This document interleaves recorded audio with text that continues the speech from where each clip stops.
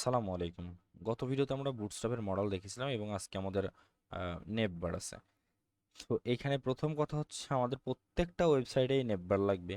Header দরকার হয়, header থাকে।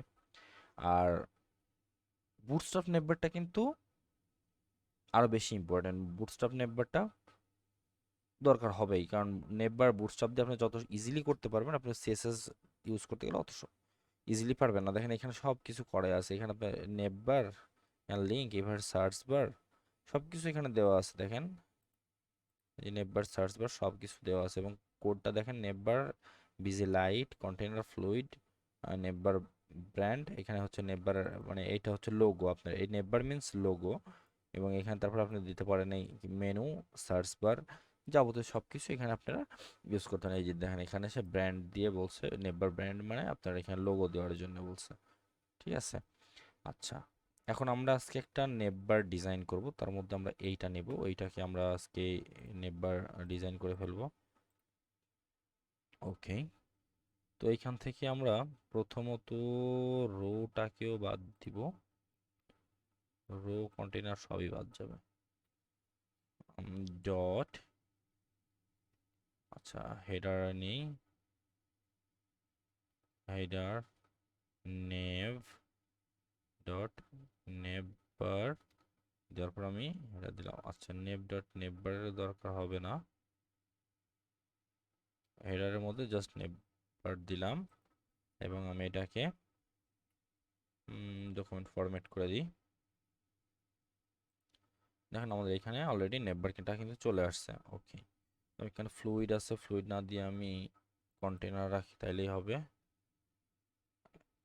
ওকে, এই যে কন্টেনারটা চলে আসছে। এখানে আমরা একটা লোগো, দেন আমরা এই পাশেই একটা, আচ্ছা আমি এটা ডিজাইন করি।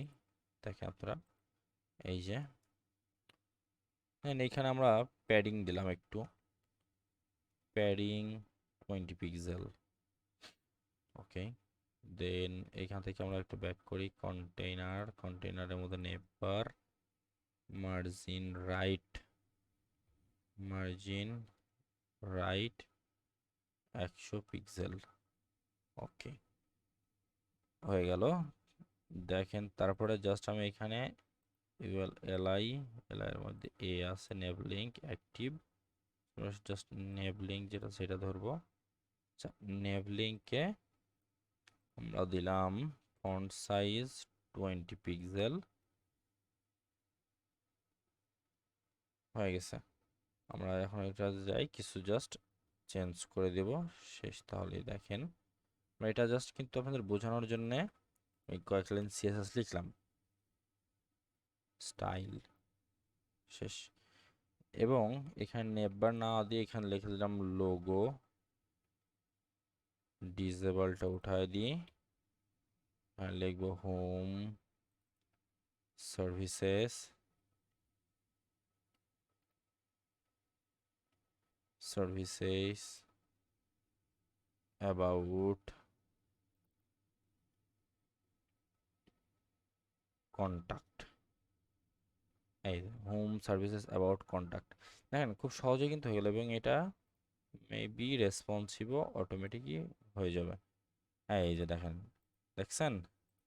এইটা সব থেকে কিন্তু মজার জিনিস যে রেসপন্সিভ নিয়ে আপনার কোনো প্যারা নাই। রেসপন্সিভ কিন্তু এটা অটোমেটিক্যালি হয়ে যাচ্ছে। এই যে দেখেন আমি ক্লিক করতেছি, এই যে আসতেছে, যাচ্ছে টগল করতেছে।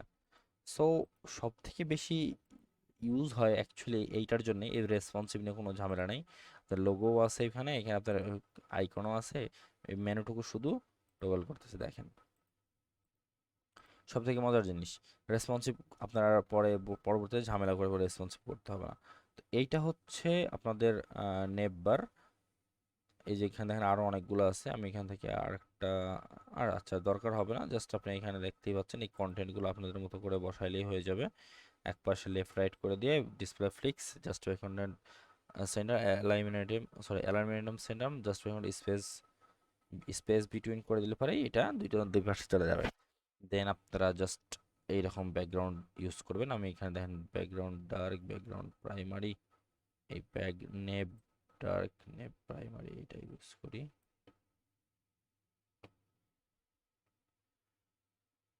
নেভের মধ্যে যাই,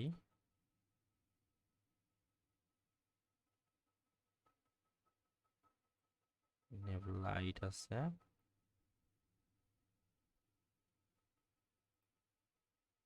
এই যে এইখানে একটা জিনিস দেখছেন, এখানে যে দেন হোভার করলে চেঞ্জ হয়, সরি এই কন্টেন্টটা কাজ করতেছে না কেন, মেবি এটা ডিসেবল ছিল এই জন্য। এই যে নেভ লিঙ্ক নাই,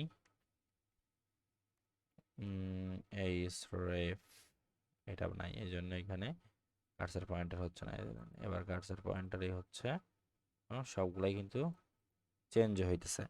তো এই হলো আমাদের হেডারটা বানানো খুবই ইজি, দেখতেই পাচ্ছেন খুব সহজে আমরা নেভবার তৈরি করে ফেলতেছি, এবং পরবর্তী আমরা নেভবার ট্যাবস নিয়ে দেখব।